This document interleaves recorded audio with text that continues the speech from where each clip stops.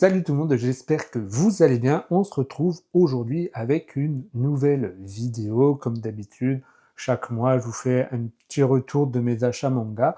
Là, ce mois-ci, je me suis fait un petit peu plaisir encore une fois parce que j'avais encore des restes de cartes cadeaux qui datent de Noël. Donc du coup, j'ai pu encore en profiter un peu.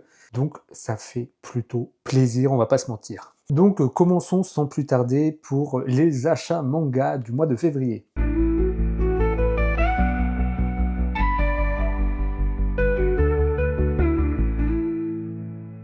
Alors je commence tout de suite, j'en ai déjà parlé dans la précédente vidéo, bilan lecture. Il s'agit du tome 1 de Graal. Ça m'avait plutôt donné envie, en tout cas, du moins quand j'ai appris, la sortie, du manga, j'étais plutôt intrigué par l'histoire. Pour rappel, on y suit du coup, bien évidemment, les chevaliers de la table ronde avec le roi Arthur et un jour, en fait, il y a Perceval qui va débarquer prétendant avoir ramené avec lui le Graal. Donc du coup, tout le monde va se jeter dessus pour tenter de boire à l'intérieur du Graal. Et du coup, il ne va rien se passer jusqu'à ce qu'il y ait une bataille. Et on va en fait comprendre que ce qu'ils ont bu, ça leur a donné des particularités. Je peux pas trop en dire, pas trop en spoiler. Si jamais vous avez envie de le lire, je vous ai fait un petit retour de cette lecture dans ma dernière vidéo. Je mettrai le lien juste ici ou alors dans la description. Donc voilà, je vous ai fait un petit retour si jamais vous voulez plus de détails. Je continue avec des livres que je vous ai déjà parlé. Il s'agit là du tome 1 de Zange, très particulier. Pareil, je vous en parle dans ma dernière vidéo. Si jamais vous aimez un peu ce qui est thriller, horreur, violent, voilà, les trois mots qui résument, je crois, ce manga, c'est ça. Thriller, horreur, très violent même.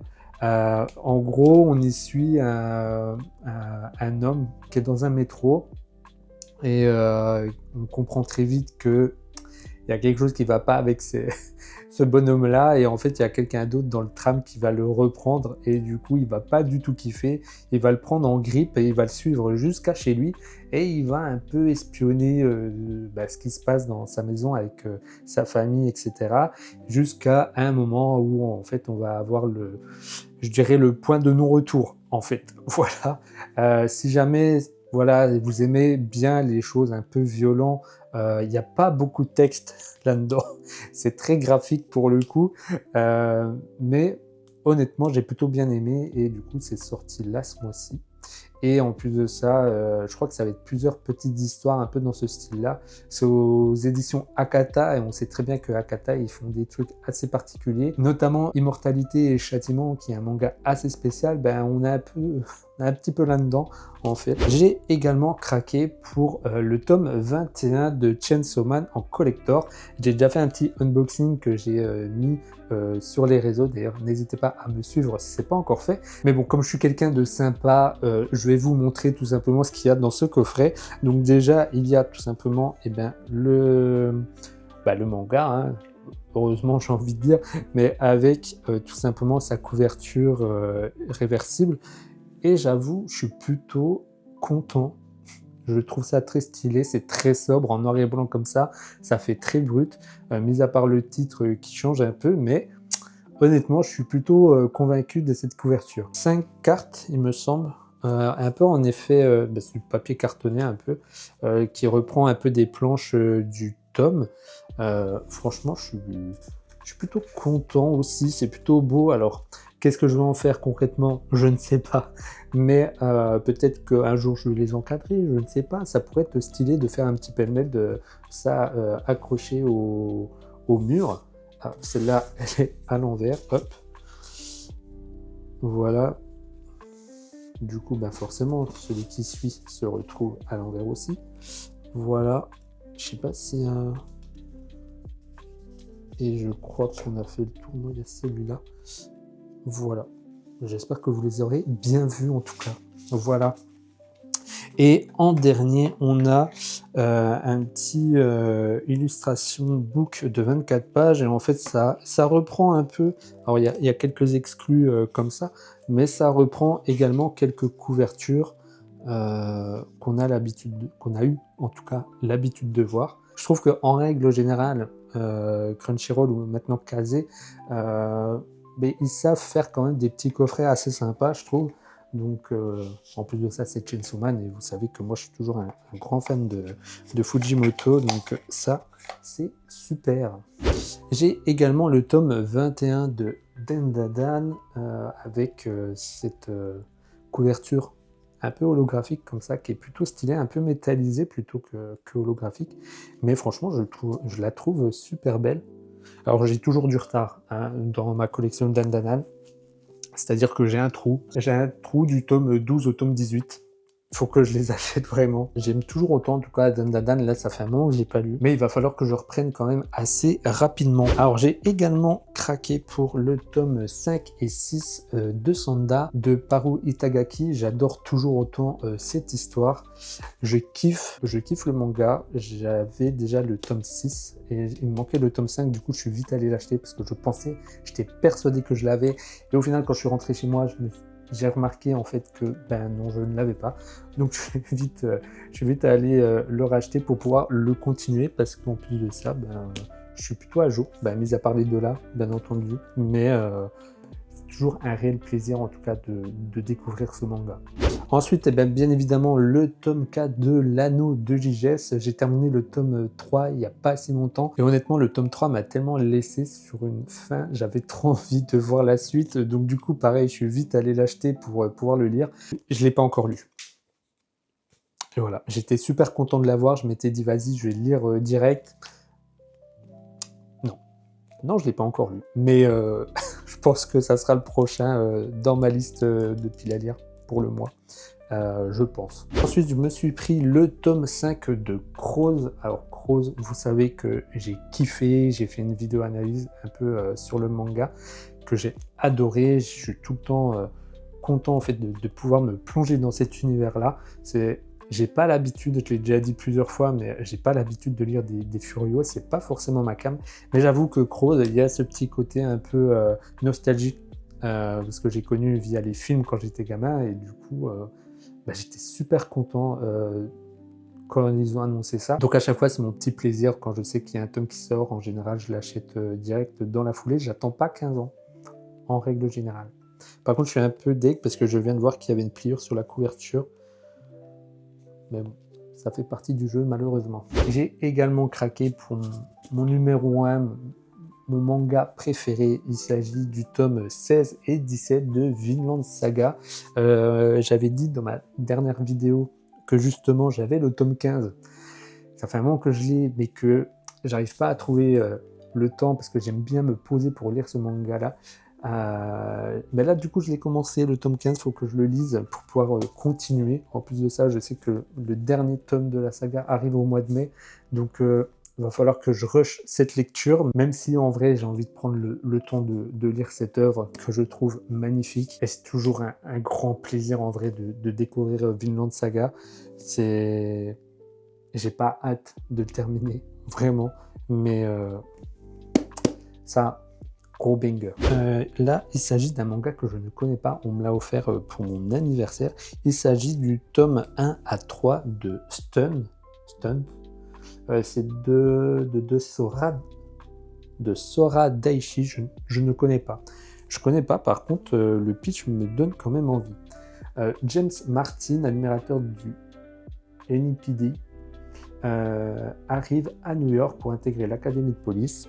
Après 8 ans de séparation, il tombe par hasard sur son frère Jack, devenu substitut du procureur, mais à cause de ses retrouvailles, le voilà impliqué dans les terribles Ghost Affaires. Je ne connais pas du tout ce manga, ça fait très thriller, et vous savez mon amour pour les mangas thrillers, donc je pense que je vais pas être déçu. Par contre, je n'ai pas regardé combien il y a de mangas en tout. Est-ce que c'est un format court? Est-ce que c'est terminé? Je ne sais pas, je vais aller vérifier. One eternity later. Édition complète, ok, donc c'est bien en 3 tomes, donc ça c'est très bien, je suis très content. C'est un manga qui est en 3 tomes, donc c'est assez court quand même. Donc à voir ce que ça va donner, franchement. Je pense que ça, je vais le lire prochainement et je vous ferai un petit retour sur ce manga. Ensuite, pareil pour mon anniversaire, j'ai eu le tome 3 de Centuria. Centuria, pareil, ça a été une très belle découverte. J'ai lu le tome 1 et 2 déjà, et j'ai kiffé, surtout que le tome 2 se termine vraiment sur quelque chose de plutôt intéressant pour le coup. Donc j'ai vraiment hâte de lire ce 3e tome et de voir ce qui va s'y passer. Je vous le recommande. Surtout si vous aimez un peu tout ce qui est dark fantasy, un peu, franchement, plutôt pas mal. Celui-là m'a intrigué. Ça s'appelle Goze Otaru, et franchement, à voir ce que ça donne. En tout cas, c'est un manga qui est en 3 tomes. Là, il y a le tome 1 qui vient de sortir, et je me dis pourquoi pas. Depuis la mort de sa mère et le départ de son géniteur, Otaru vit aux côtés de son grand-père. Malvoyante, la jeune fille vit cloîtrée, persuadée que son handicap est un poids pour les siens, jusqu'à ce que son aïeul l'amène écouter le spectacle des Gozes, musiciennes itinérantes qui vivent de leur art et ne laissent pas la cécité limiter leur perspective. Touchés par leur voix et la mélodie de leur shamisen, je ne sais pas si je le dis bien, Otaru décide de leur emboîter le pas pour devenir elle-même une Goze accomplie et peut-être retrouver la trace de son père. À travers cette œuvre pleine de poésie, découvrez le destin des Gozes, ces musiciennes aveugles qui menaient des vies trépidantes sur les routes du Japon. Honnêtement, déjà rien que cette couverture, je la trouve mais magnifique, elle est super belle. C'est en plus précisé que c'est en 3 tomes, et là franchement, j'ai hâte de le lire. Honnêtement, l'histoire m'intrigue énormément. Je pense que ça peut être pas mal. On va être un peu, je pense, sur un voyage un peu philosophique, tout ça. À noter. Et on termine avec un cadeau que ma chérie m'a offert. Il s'agit du tome édition collector de Ichi the Witch. Alors je sais que le manga a fait beaucoup parler, il y a eu énormément de com par rapport à ce manga, et je dois vous avouer que c'est un peu ce qui m'avait un peu dérouté, je pense, parce qu'en règle générale, quand il y a beaucoup de com comme ça, beaucoup trop, on peut se poser des questions. Là, je voulais à la base attendre un peu les retours sur les réseaux, tout ça, et je vois qu'il y a beaucoup d'avis mitigés sur ce manga. Je vais profiter tout simplement que ma copine me l'ait offert, et puis je vais le lire, et puis je vous ferai un petit retour pour savoir si vraiment ça vaut le coup ou pas.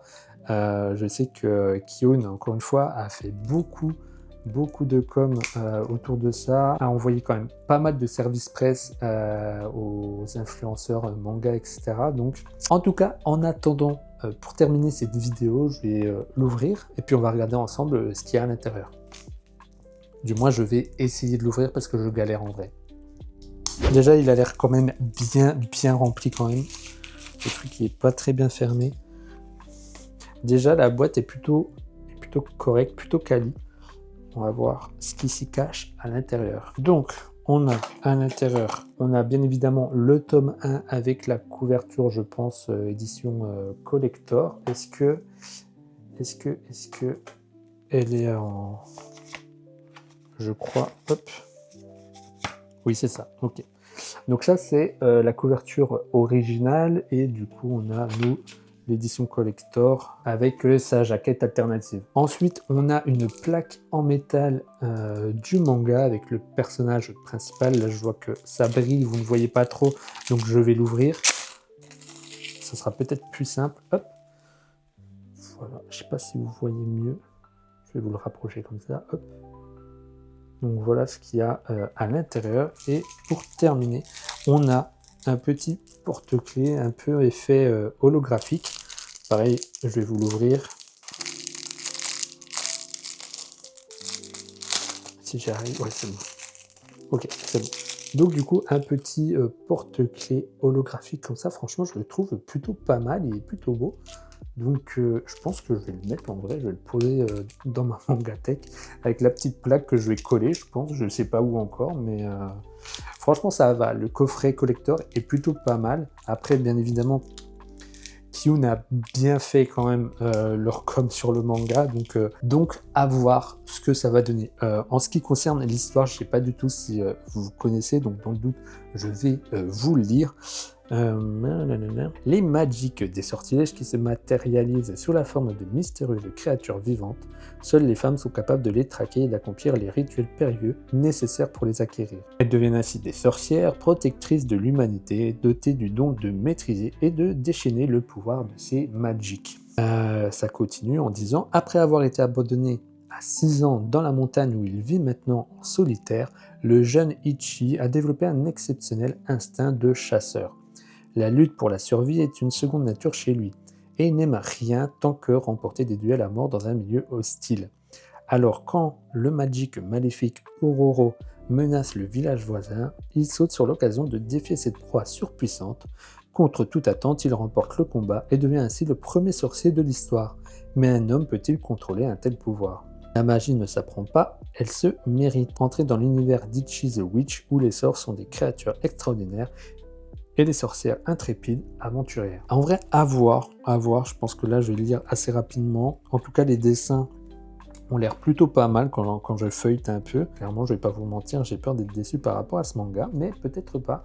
Je sais que, encore une fois, les avis sont tellement différents des uns des autres, je pense que c'est vraiment en fonction de nos goûts, clairement. Mais à voir. Je vous ferai un retour prochainement, de toute façon, vous inquiétez pas. Oh, et j'avais oublié ça, on va l'ouvrir ensemble également dans la vidéo. Du coup, avec l'achat du tome collector, ma copine a eu un petit jeu de cartes All-Star à collectionner. Et j'ai même eu un classeur pour les poser dedans, pour les ranger, un peu comme des cartes Pokémon. Donc, je me dis, pourquoi pas les ouvrir là en même temps. Pour clôturer cette vidéo, ça peut être pas mal. Si j'y arrive. Et du coup, on a, je pense, des personnages... Je sais pas si... Ouais. On a les personnages de Ichi the Witch, du manga, et je pense d'autres, apparemment. J'essaie de... Oui, ok. Donc, en gros, c'est vraiment avec différents mangas. On a du Jujutsu Kaisen, on a du Frieren, Nine Peaks, très bon manga d'ailleurs, j'en profite pour le dire. My Hero Academia, oh, elle est magnifique cette image, je kiffe ce dessin là en vrai. Valkyrie Apocalypse, ok. Kindergarten Wars, très bon manga aussi que je recommande. Pandora Earth, je ne connais pas ce manga, j'avoue. Oh, Carnet de l'apothicaire, je pense que ma copine va la vouloir parce qu'elle est vraiment très belle avec cet effet un peu holographique. Et Ichi the Witch, bien entendu. Ok, mais du coup, j'ai eu un classeur aussi. Non mais, Kiyun font vraiment les choses jusqu'au bout. J'ai un petit classeur où je vais pouvoir ranger mes cartes. D'ailleurs, j'en ai déjà une de Phantom Busters. Donc là, je vais pouvoir les mettre dedans. Donc voilà, on est à la fin de cette vidéo. J'espère qu'elle vous aura plu. Si jamais vous voulez me partager en commentaire des petits achats manga que vous avez fait, ben, n'hésitez pas. Vous pouvez me dire sur quoi vous avez craqué. Ça me fera toujours plaisir. Et en plus de ça, si jamais j'ai des mangas que je ne connais pas, et ben pourquoi pas les découvrir un jour. En tout cas, ça sert à ça également. Comme je le disais, si la vidéo t'a plu, n'hésite pas à la liker. Et puis, ben, si ce n'est pas encore fait, abonne-toi à la chaîne. N'oublie pas, tu peux même activer la petite cloche pour rester informé de la prochaine vidéo qui sortira. J'en profite avant toute chose, encore une fois, de vous remercier. On a passé la barre des 200 abonnés. Comme je vous l'avais promis, j'avais dit qu'arrivé à la barre des 200 abonnés sur la chaîne YouTube, je ferai un concours sur Instagram pour remporter un manga au choix. Donc le concours a été lancé en début de semaine. Donc n'hésitez pas à venir me rejoindre. Je mettrai le lien de mon compte en description. Donc encore une fois, je vous remercie beaucoup. Vous êtes de plus en plus nombreux sur cette chaîne et honnêtement, ça fait très très plaisir. On se retrouve la semaine prochaine pour une nouvelle vidéo. Prenez soin de vous. Ciao!